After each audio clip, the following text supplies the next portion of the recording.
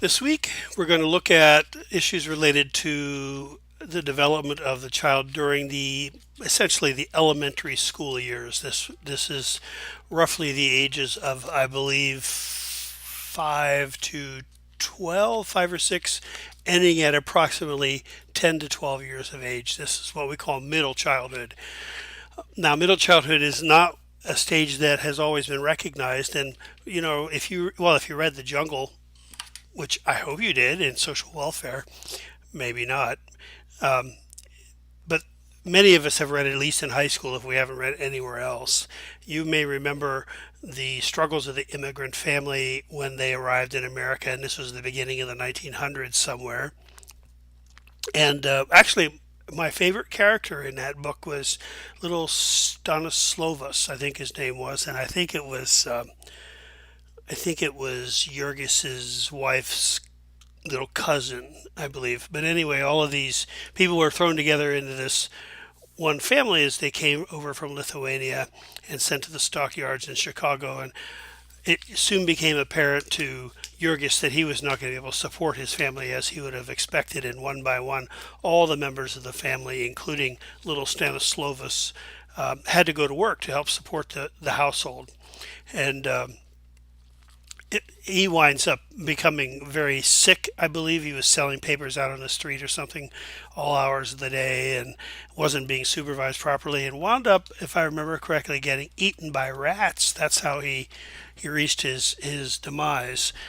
Now, that wasn't the case with all children who were working during this period of time, but up until somewhere in the first part of the 1900s, children worked in very difficult positions such as factories, long hours in factories, and also even in coal mines and things like that.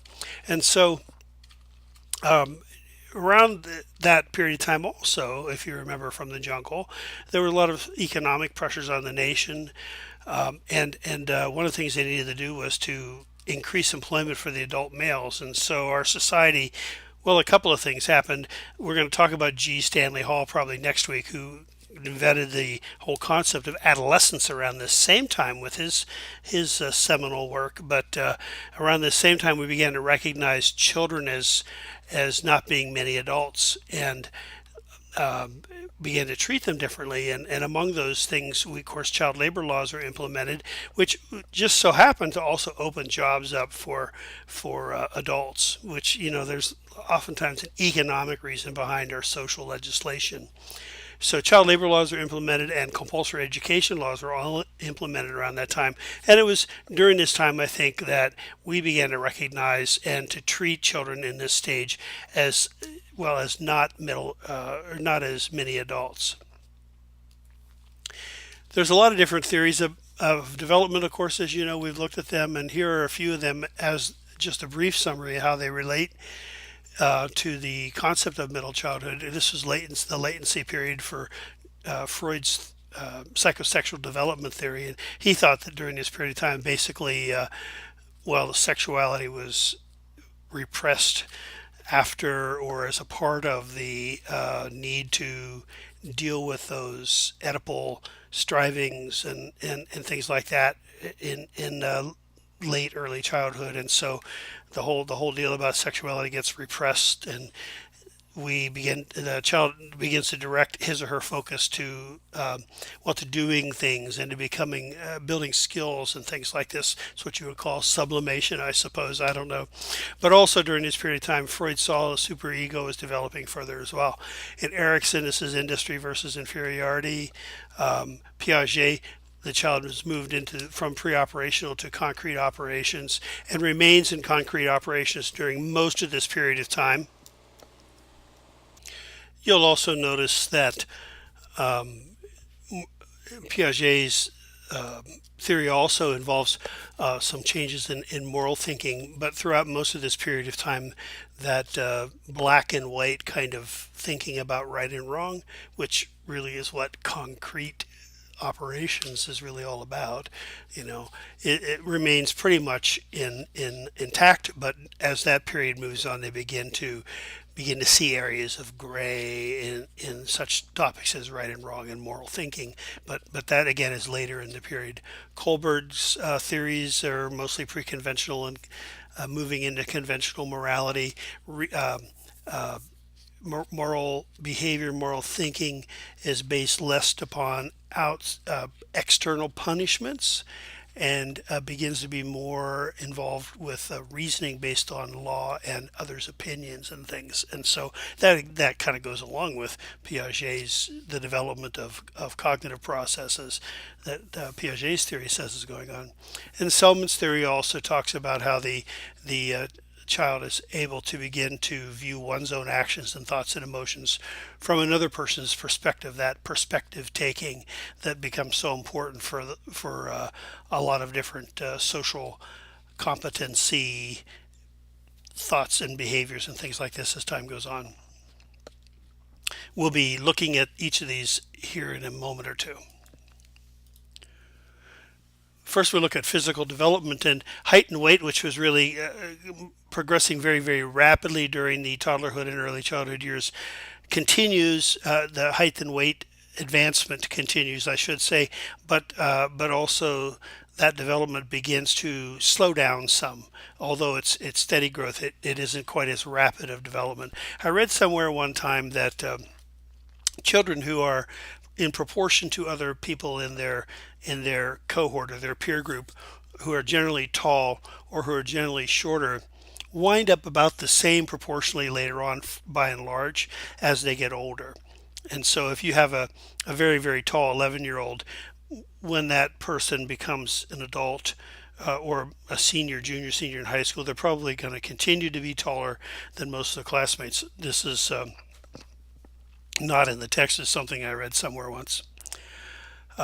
Now it talks a little bit about the physical injuries that are kind of unique to middle childhood, and that is due to a couple of factors socially. First of all, adults tend to supervise children in middle childhood less closely, and so kids wind up, they're going to do what kids do and do some foolish things and get hurt that way.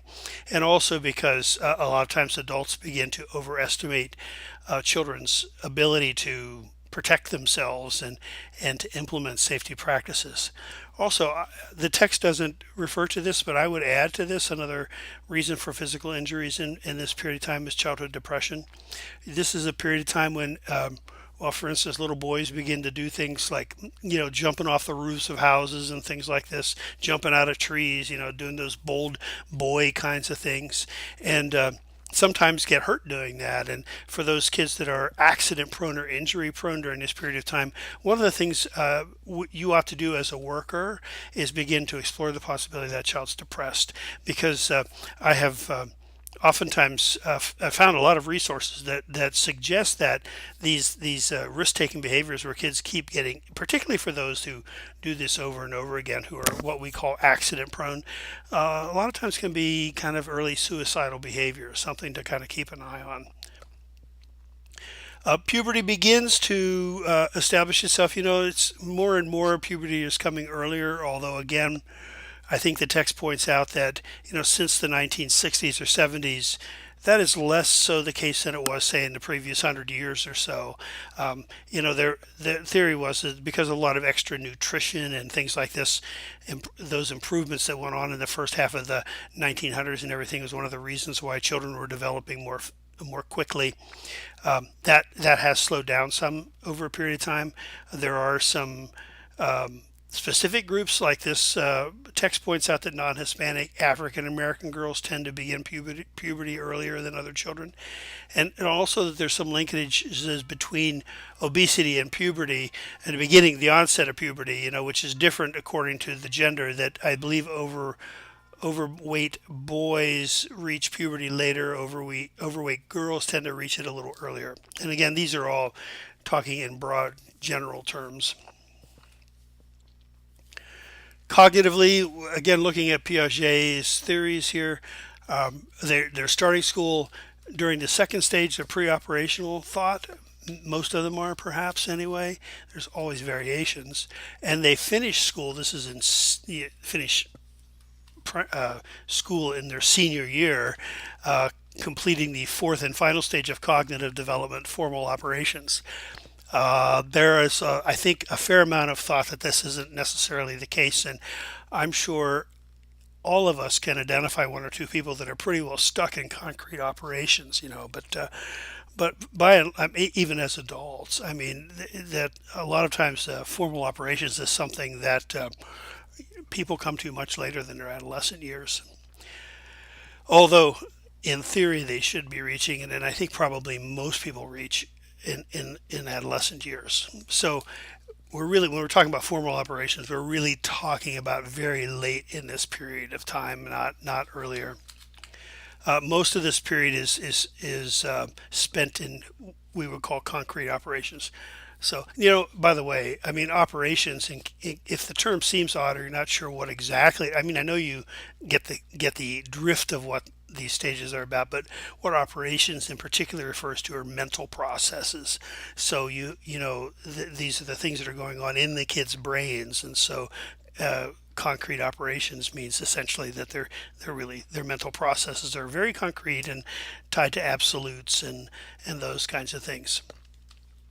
But by the end of middle childhood, this text at least believes that the children are entering formal operations, and they should be, and that's when they can start doing this hypothetical kind of reasoning, abstract concepts and things like this.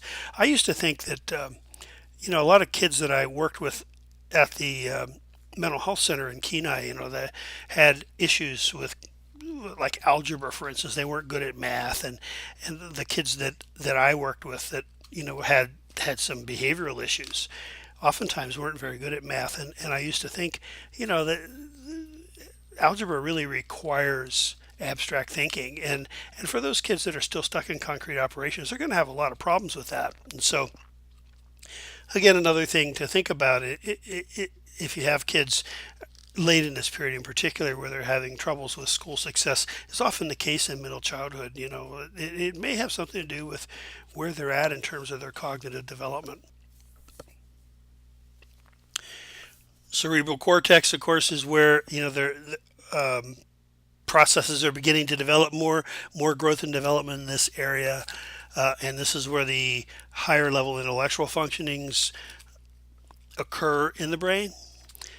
Now, there are two aspects of brain development that they mention here that we want to look at. One of which is that different brain regions are going to develop differently according to the person's individual timelines. So it isn't true that 11 or 12-year-olds are really good at logical thinking or anything like that. The memory is as good as others. That it doesn't mean if they're not up to speed with many of their peers, it doesn't mean they're not going to get there. It could be that they just develop more slowly. And they may be better in other areas of brain development than their peers. The other thing, and this was mentioned in the last chapter, there is a lot of repetition in this book, but I guess I think partly that's not so bad, because at least if you didn't get it the first time around, again, you get it the second time, right? And so anyway, there's this process of pruning going on where all those synapses that were developing in toddlerhood and early childhood now are beginning to be pared back, some of those that aren't being used in particular, so that well, just so that the brain is better organized, I think, in processing things. So those are two things that are worth remembering in terms of cognitive development at this stage. Kohlberg sees them moving from pre-conventional to conventional morality. So this is the morality based on the approval of authorities or upon upholding societal standards. That's what conventional morality is. And this happens somewhere in the middle of this developmental period. That first they have to get the cognitive skills they needed to allow for that type of reasoning. Robert Coles thought that maybe Kohlberg was a little oversimplifying things, and he believed that what he called moral imagination, which is the ability to reflect on right and wrong, doesn't necessarily follow, or doesn't necessarily mean that moral conduct is going to result. That as it says here, a well-developed conscience doesn't necessarily mean that this person is living a morally courageous life. Again, we're talking children here, and so I don't know what exactly it is that we're looking for, but the fact that they have the ability to tell right from wrong doesn't necessarily mean that they're at a stage where they can actually implement those theories.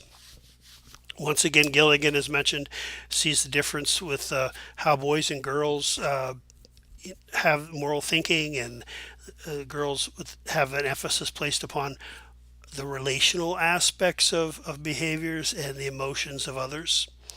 So that she's there are other people rather who build on this to refer to interrelational intelligence, that girls are better at than boys. And Gardner's interpersonal intelligence is closely related to this. And basically, these theories say that boys and girls develop different approaches to relationships, and that this really tends to shape their development in all the domains. Now, during this period of time, children become aware of their ethnic identities, and one of the important things, I think, for a child's self-esteem and development is for them to be able to acquire positive feelings about their group identity. Some children, particularly those that are coming in from other nations, other cultures, and everything, may be bilingual, and bilingualism is indeed thought to be something that has a positive impact upon cognitive development. But what happens a lot of times with children is they come into the school system, they're really discouraged from using their native tongue, so they may use it at home but not in the schools. Of course, if other children don't understand them, they're going to have to use the mainstream language. But nonetheless, the schools would do well to develop the capacity for those the opportunities rather for those children to be able to use both of their languages at different times. It can really be important to them. They the text believes that children are going to deal with cultural contradictions in one of two ways, either assimilating into the mainstream culture or to develop what's called stereotype vulnerability. I've seen it referred to with some other terms in the past, but essentially where they develop the negative attitudes about their own subcultural group, both consciously and unconsciously. And get this, this means it's an internal thing that they can acknowledge or accept the negative stereotypes about their groups and internalize it and begin to operate based upon that internalization. Something to look for when you're working with kids, particularly kids that are from other cultures or from minorities that are marginalized in our society. Now, I don't think that the choice is either between assimilating or taking on a negative stereotype of self. I think there's a lot of shades of gray in the middle of this, and a lot of other ways that cultural contradictions can be dealt with. But I have, I know, for instance, with Alaska Native, with the younger generation of Alaska Natives, particularly those where the families have moved from villages that are really very focused upon traditional ways of living, subsistence ways of life, move to a city where all of that is kind of set aside, and what's more important, as far as the mainstream culture is concerned, is education and job skills and things like that. There can be quite a conflict between the generations as the young folks really focus upon connecting with the mainstream culture. And as was said earlier, I think when we were looking about culture, that they also become oftentimes the interpreter of the culture for the older people, the elders, and it kind of results in some role reversal.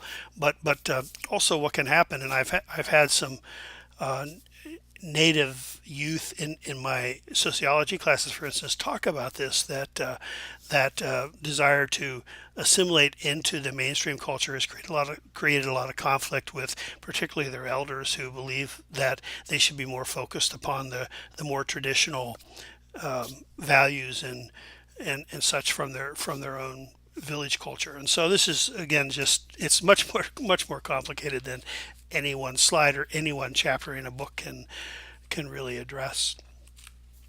You've had a diversity class, I assume, and if you haven't, you will have. And those courses are just so important. And again, even those courses, which take a whole semester looking at these issues, can only begin to scratch the surface.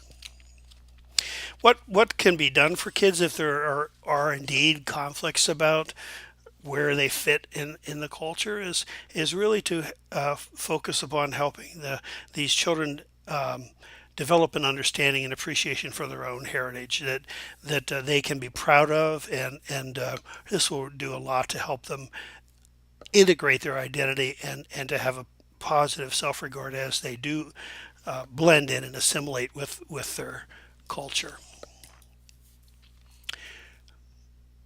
I'm sorry, with the mainstream culture. Emotional development, is characterized by significant gains in the ability to identify and articulate their emotions. They begin to recognize, kids recognize a wider range of emotions and can put words to those more than previously. Now, this has got to be impacted by traditional gender role socialization because all the while that, for instance, with little boys, and I tap into this from the men and masculinity class that I taught previously. Yes, they're getting a wider range of emotions and they're getting the words to attach to those emotions, but at the same time, traditional socialization is also teaching those boys not to express those things. This is one of the reasons why boys are act out more, I think. In terms of disturbances in their behaviors, you're going to see, if you work at a child guidance clinic, for instance, you're going to see acting out behaviors more typical of males, and depression and more internalized kind of emotional issues more typical of females. Now, when you get to work with these acting out boys, you're going to find that there's a lot of emotions behind that anger or behind that misbehavior. And that a lot of times that's where the depression is or whatever, anxiety or whatever it is. But boys are taught not to connect with those feelings and not to experience those feelings. And so I just want to say that while it's true that the capacity to express those things are there, if parents aren't, and parents may be very, very careful to ensure that their children can, boys and girls have the freedom to express themselves. But trust me, the other institutions in society are going to push to shape them into more traditional masculine and feminine roles. That's just what happens. And so, again, something to keep in mind as you work with kids.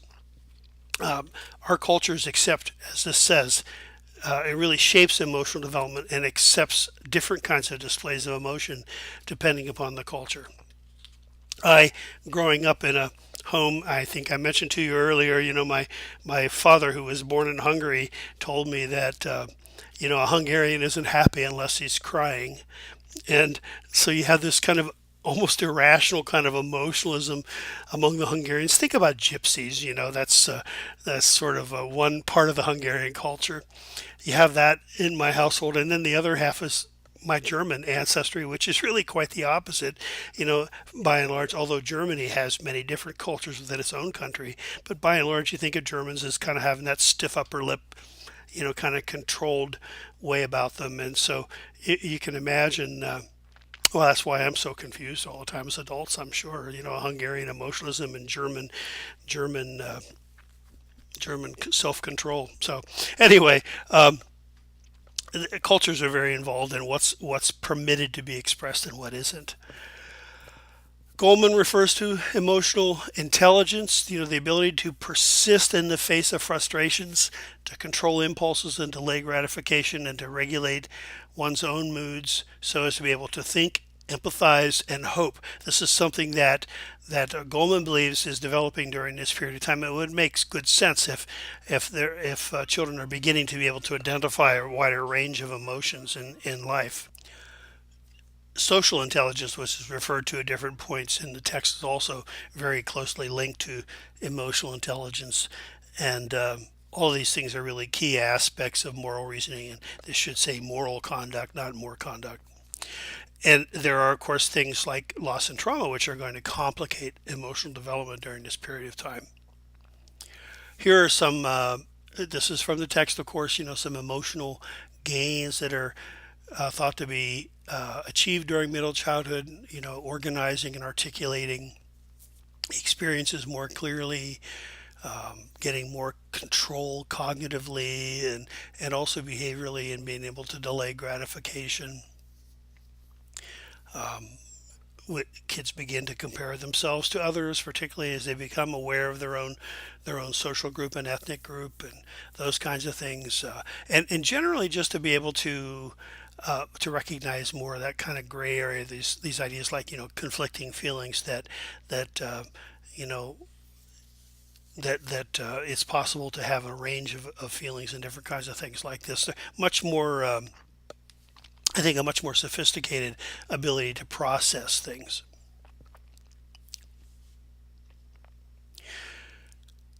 So the text points to the need to develop a sense of self competence, mastery, and self efficacy during this period of time, and that goes closely with the industry versus inferiority stage that we're going to be talking about in a moment or so.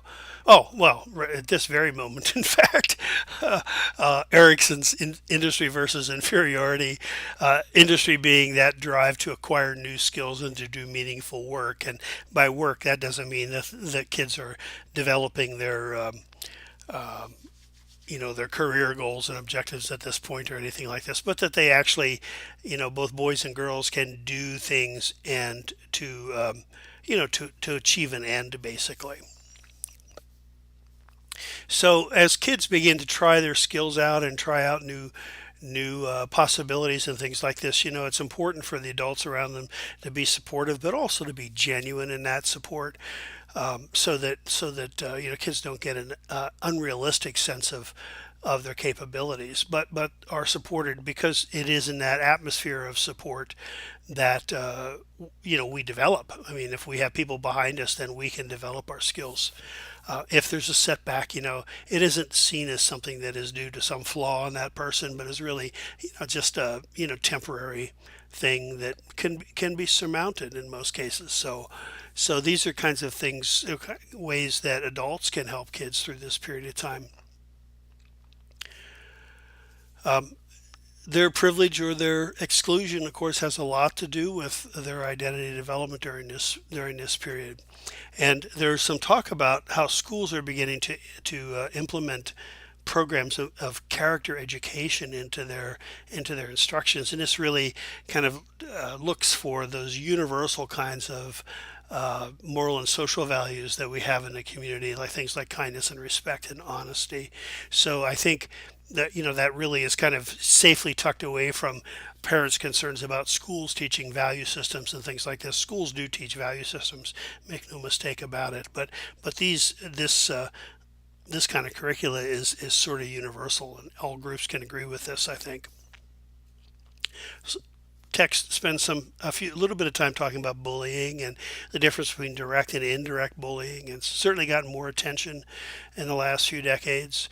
Um, there's been a bit of an overemphasis, I think, on bullying with the school shooters, for instance, because a lot of those kids, where they talk about how they were rejected or bullied by their peers, it turns out that they did have friends and they weren't really being bullied all that much. This is true.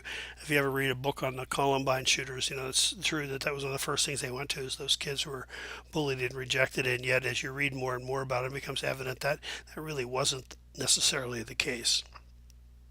But it's still an issue, and something that needs our intervention. Please don't misunderstand me. And it talks a little bit about mentoring and the zone of proximal development, and that is that space between the child's current level and the next potential level. And so, when you have a mentor, basically the mentor is kind of encouraging that child, helping that child to move along to the next stage of social development or emotional development, whatever it might be. Of course, you can't look at social development without looking at peers, and the peer group becomes so much more important in this age because of the fact that kids are out in the school system, and not all kids, but most kids are, at least, and certainly have a wider array of relationships outside of the family. Almost all kids do, and so the peer groups becomes sort of that thing that everybody wants to be a part of, and there is this sense, a need for belongingness that becomes very strong during this period as a result. But the kids, other kids in the peer group, give our kids an opportunity to see different points of view about things and to understand what it is that's expected of kids in their group, and also to begin to develop a closeness with the same-sex peer. This is this period of time where boys and girls tend to have very separate activities. It's that latency stage, right? And girls have cooties, that kind of thing, and boys have cooties. I don't know. I guess boys have cooties too, but there's this thing that kind of enforces the separation. There are always exceptions to this, but the separation of the two sexes during this period of time, and but within that, kids learn to have of close friendships, and some of these friendships are going to follow them all the way through their school years, so they become much more stable than they might have been otherwise.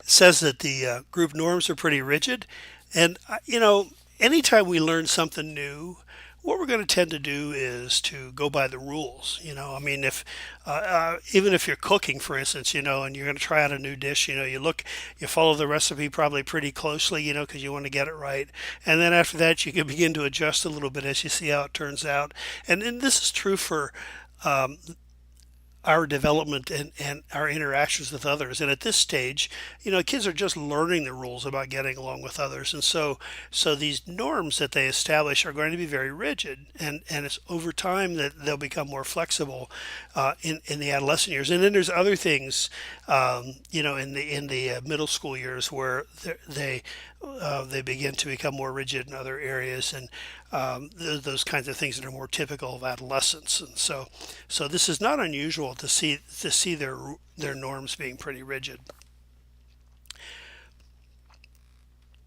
It says that kids who are popular tend to be ones who are have a positive physical appearance and also can exhibit pro-social behaviors in a peer group.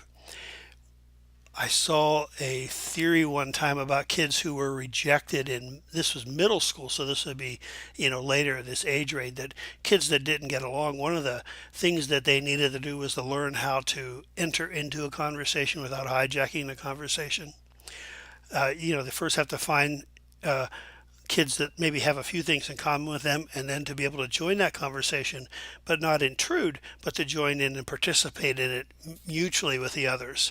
And that is just one way. I think the kids that couldn't do this were one of the ones that tended to be rejected more often.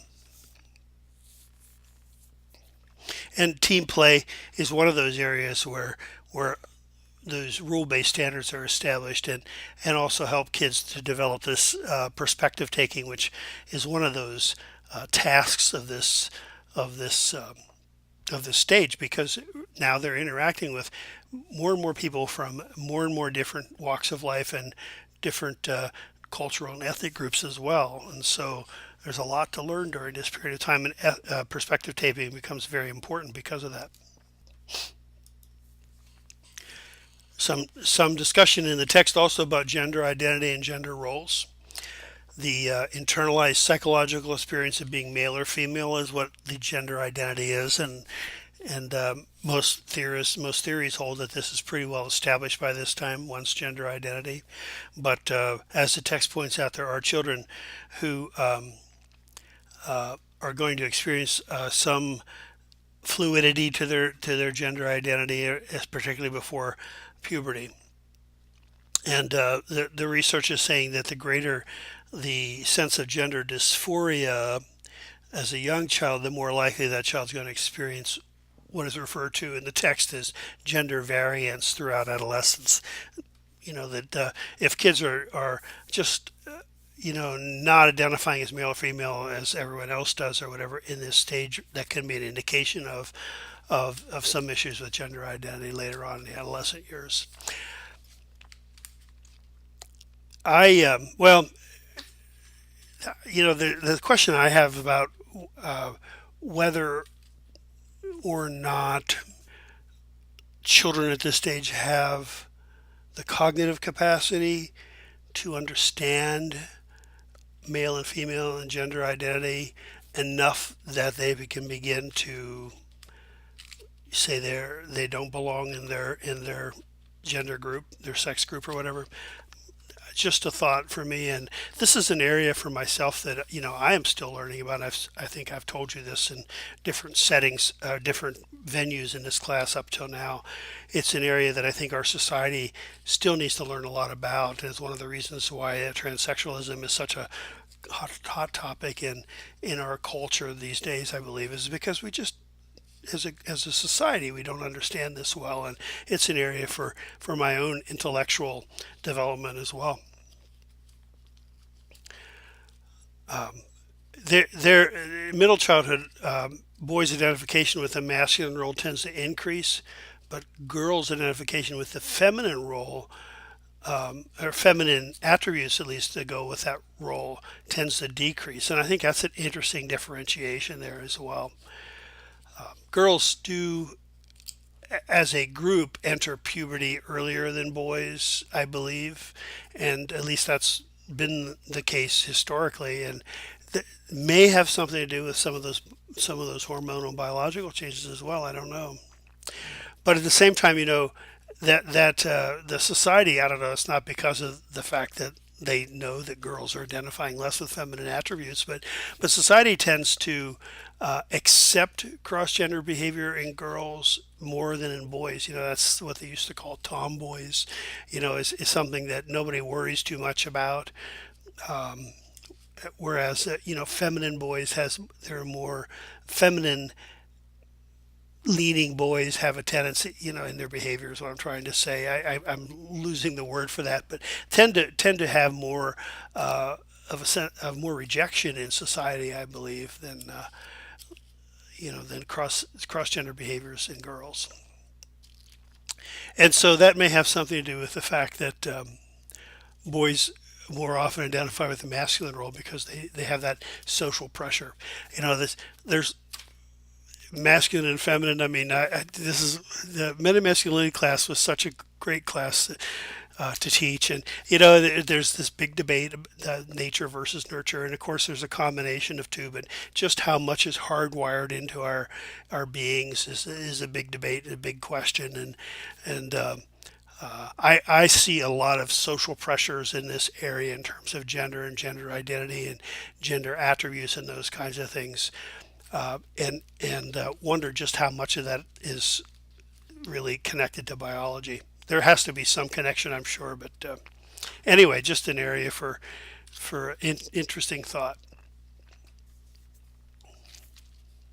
Oh, and that last slide said that technology allows kids to explore their gender identity a little more openly because of the anonymity involved in that. So anyway, spiritual development. Robert Coles was, he was mentioned earlier in the slide on moral development with Kohlberg, and Coles was the first one really of the Western developmentalists to begin to look at the connection between moral development and spiritual development, and more and more now, there's an acceptance that spiritual development is a critical aspect of child development. Erickson said, there were three pieces to identity formation in his later stage. Identity versus role confusion.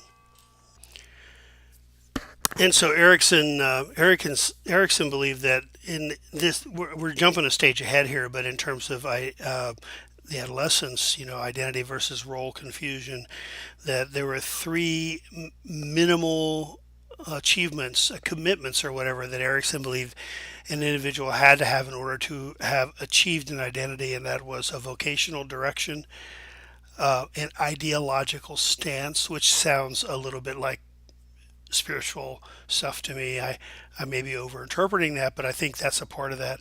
And then a sexual orientation.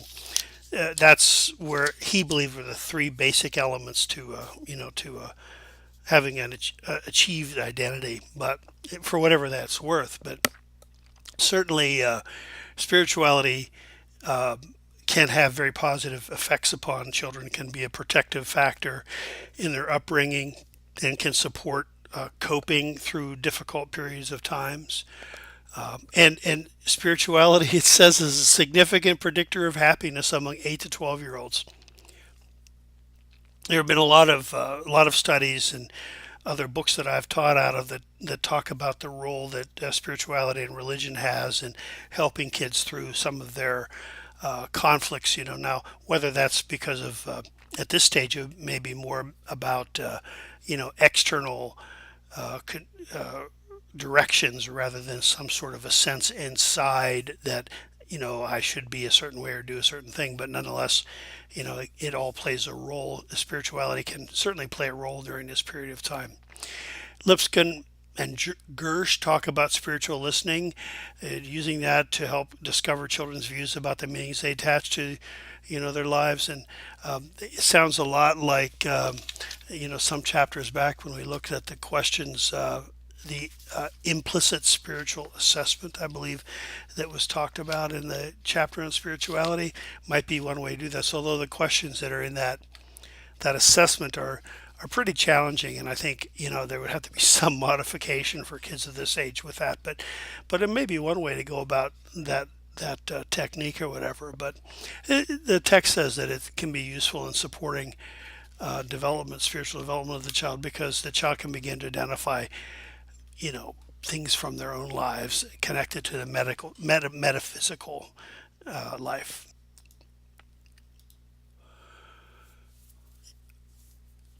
In terms of schooling, there's of course school is very important at this stage, and so it makes sense that it would be mentioned here in the text. I don't want to go into this in too great a detail, but there certainly are around the world. It says that most children in this age range in the advanced countries are in some form of formal schooling, but around the world there are big gaps in opportunities for education, and many kids in the world don't achieve even a primary education.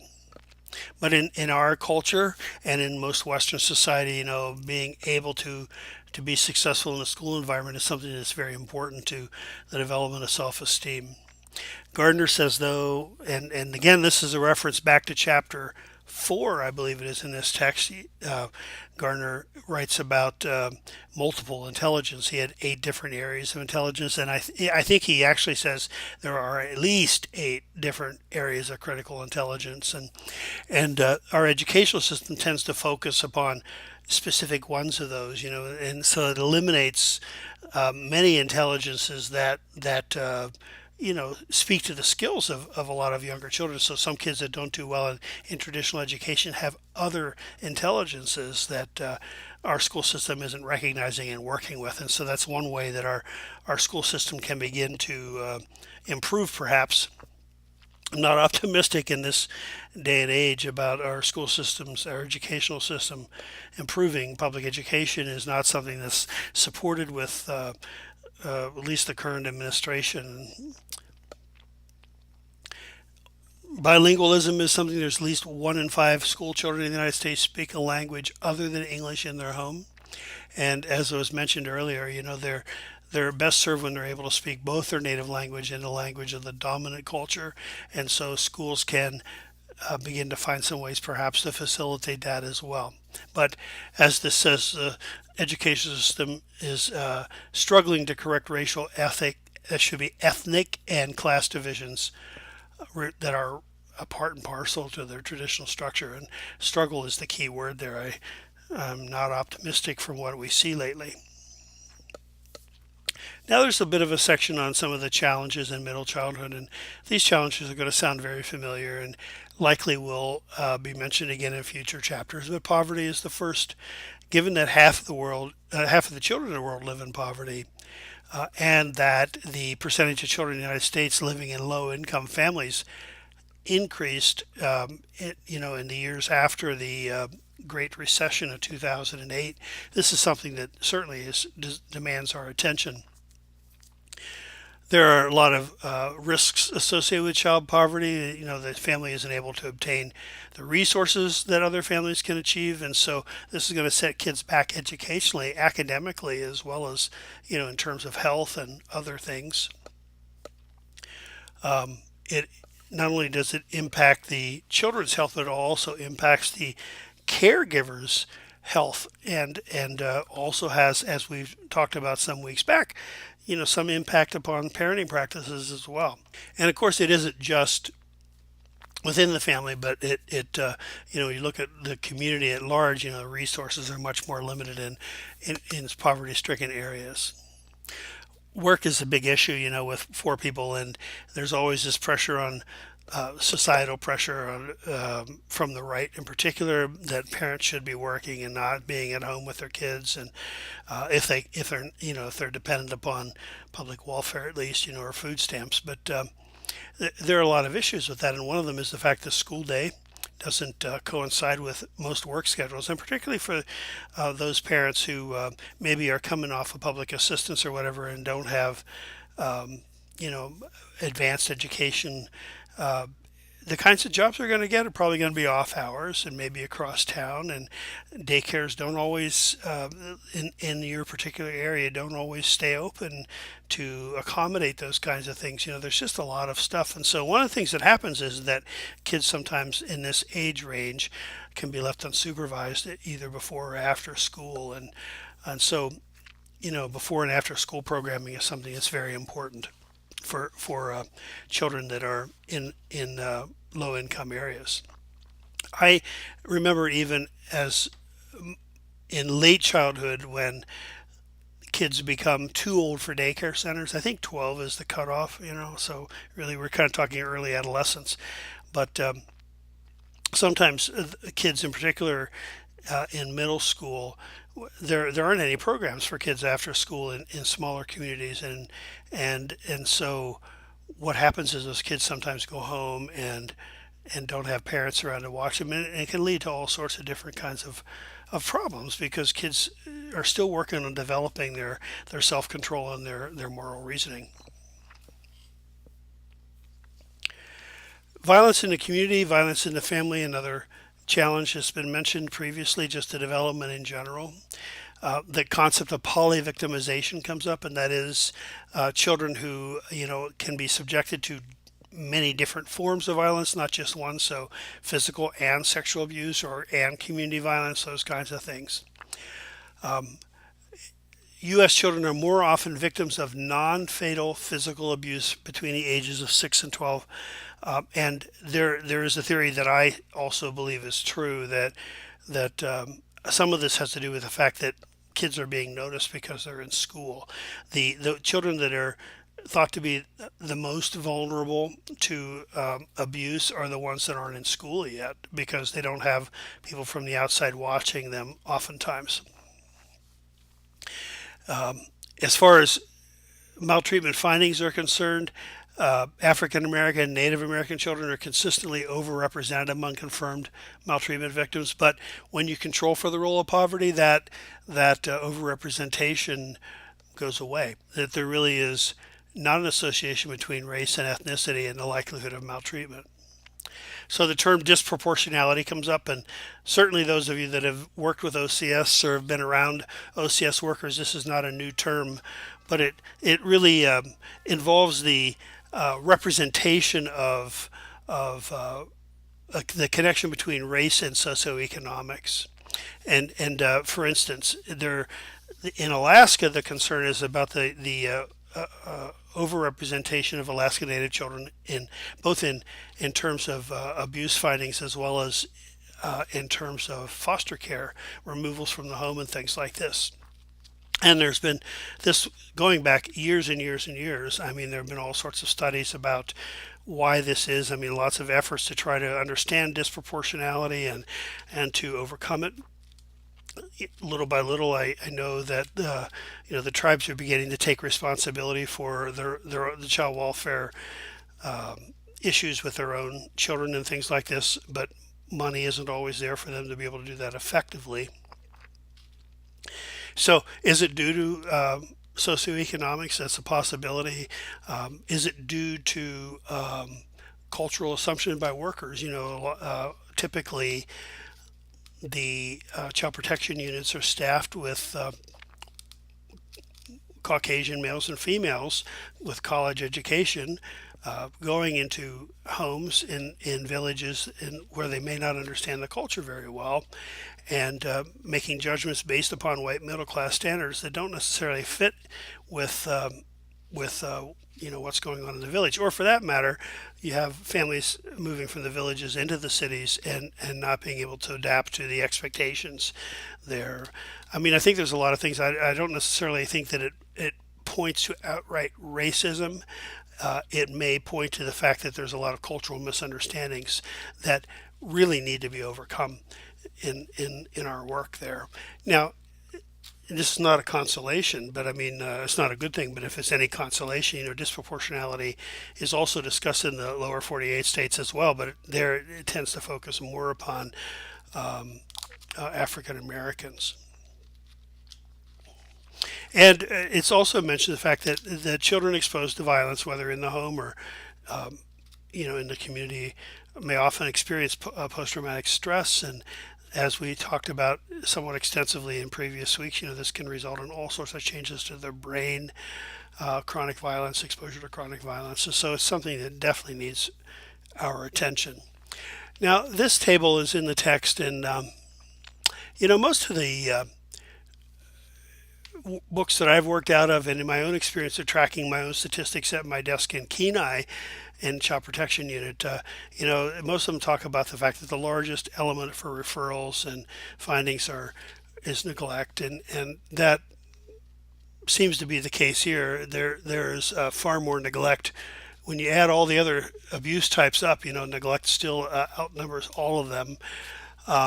And yet, the percentage is usually somewhere in around the 45% range that neglect, as far as abuse referrals, about 45% of them involve neglect. These figures don't show that at all. And I just kind of wonder, the, it all gets back to how we read things and how statistics are being conveyed. So that are we talking when we talk about, and this doesn't really say this, it just says selected maltreatment types by victims. So these are the referrals. Are these substantiated findings? Because my recollection is that substantiation was maybe a third of our referrals. I'm not even sure it was that high. So is this talking about the referrals? Does this mean that what's the primary abuse type? Because most of our referrals, or many of them at least, had two or three different kinds of abuse in them. So are all three of those counted here, or just the primary abuse type? There's just a lot of questions. These statistics, I mean, they tell you something, but they don't always tell you what they think. So just be aware of that, and ask a lot of questions about what it all means if you need to understand these things. Mental and physical challenges. That the text talks about the fact that the term of disability, which is, I think we're hearing differently abled now as an alternative term, but that really implies an abnormality that says that other people are normal, other kids are normal, and this kid isn't, that kind of thing. And so it's really not helpful for children in their development of their self-esteem to talk about their disabilities. When I was in school, there was a special education class, and those children, I think eventually they started interacting with us in gym class, but I mean, they almost never interact with us otherwise, and these children, some of them graduated with us, and I don't have any idea what kinds of things they were taught or what they learned, whether they got a diploma or just a certificate of attendance, anything, but they graduated with us, but we barely knew them. And of course that's all changed. Public Law 94-142 mentioned at the bottom really was all about getting, mainstreaming these children and getting them engaged and interacting with other kids in all areas of education that they could, and to get them out there in regular classes as soon as they're capable of that. That's all developed as a part of the individual education plan, which does require that parents and educators and other people follow that child's progress as they're being mainstreamed. So the different kinds of diagnoses that you run into, and we've talked about these previously. I'm not going to go into them here again, but ADHD, autism spectrum disorder, and the severely emotionally disturbed SED children. disruptions, of course, can occur in family and things as divorce or, and this is actually an interesting point. I never occurred to me until I read this text, but that the all the statistics about children divorced never wouldn't it wouldn't involve children whose parents were living together and dissolved their relationship. And I think there's probably a significant number of those kids out there. So keep that in mind. Also, there's no legal ties, but the emotional issues that come up with that separation would still be just as strong for those kids. Death of a parent being away because of the military, placement in foster care, relative care, all these kinds of situations create disruptions in the child's life, and there's all sorts of problems that arise from that. And this is one of the reasons why in cases like, again, I'm talking about child protection, but when we would go out and I had actually had a training by somebody from the state of Washington or Oregon, I think it was Washington, who talked about neglect and said that, when we know that kids in foster care, for instance, statistically speaking, are just as likely to be re-abused when they've been placed in foster care as if they've not been removed. We know that when we remove children from the home, we take them not only away from their parents and perhaps sometimes their siblings as well, if we can't place them together. We remove them possibly, perhaps probably from their peer group because they have to go to a different school. I mean, their pets, they don't get to bring their pets with them. They lose all these things. And all the kinds of things that can do to a child's psyche and a child's development. Why would you want to remove those children from a situation that isn't really directly endangering their welfare? I mean, their safety, I guess, is what I'm trying to say here. Why would you do that when you know that there are all sorts of other things that are going to happen when you put kids in foster care? Now, of course, there are situations that are dangerous to children, and those children, if you can't put in protective factors in those environments, those kids have to come out of the home. But we're talking about other situations that are less severe, less directly threatening, where perhaps you can put services into the home and work with the family. Anyway, disruptions really a major issue, and it's one of those things for a protective services worker and for the supervisor involved with those workers. It's one of those things you have to balance with the risk engaged in the child remaining in the home. About half of kids experience divorce of their parents. Again, not including those whose parents weren't married. Sometimes and oftentimes, most of the time perhaps, kids wind up getting immersed into poverty after one of these things occur, which creates all sorts of other problems. And so,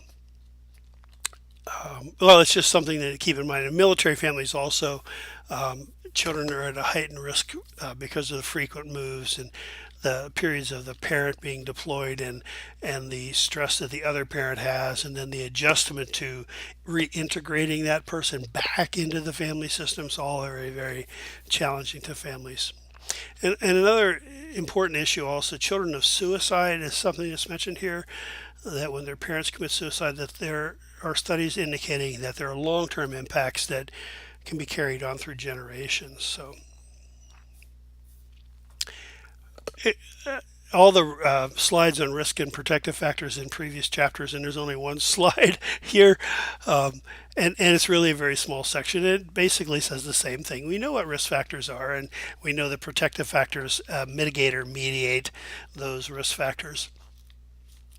So all those things that apply, family stability, secure attachments, good peer relationships is something that perhaps enters into the mix here as a protective factor in this stage. Right, this stage, good services in the community, all those kinds of things help to create a resilience. And as they point out here, resilience. There's some discussion. There could be some innate qualities associated with that, but more than likely it results from these kinds of influences that are called protective factors here. So, a couple more slides and we're done. Keep in mind that development is multidimensional and dynamic, and we have to recognize that the ways in which these developmental influences interact and incorporate are very complex. We should support parents and other family members for the critical role that they play in the development of their children through this stage, support stabilization of environments for kids in the home and in the school and in the community, recognize and support resilience in children and families dealing with risk and protective factors and dealing with adversity, and recognizing also the fact that the school environment is a huge influence on the development of children and the growth of children, and well, just want to keep schools responsive to the children and families and to support them when they attempt to be responsive, because they don't always get what they need from the funding sources. Keep in mind that peer groups become extremely important, and you want to kind of take a look and kind of focus upon children's relationships with peers in order to help them develop properly during this period of time. Hear about schools, about how the schools are oftentimes structured in a way that supports social injustice in society, and if schools recognize this, support them in their efforts to end those practices and challenge those policies that perhaps sustain those practices.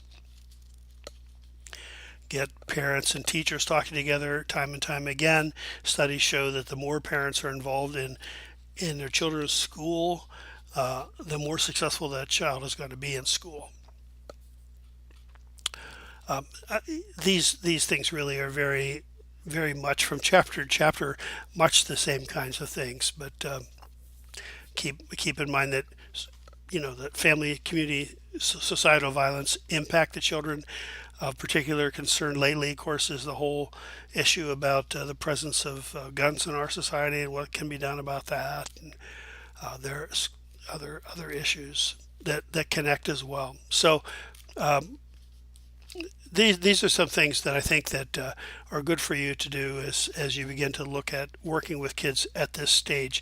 Used to be, this was thought to be a kind of a quiet period, and I think more and more as we get to understand child development here, we understand there's a lot going on here, that Freud's idea that everything kind of gets pushed under and they're just they're interested in playing and really is kind of very outdated. So that's that. We wrapped it all up in one lecture this week, and a little longer than others, I suspect. But nonetheless, if there's any questions, please do contact me. Goodbye for now.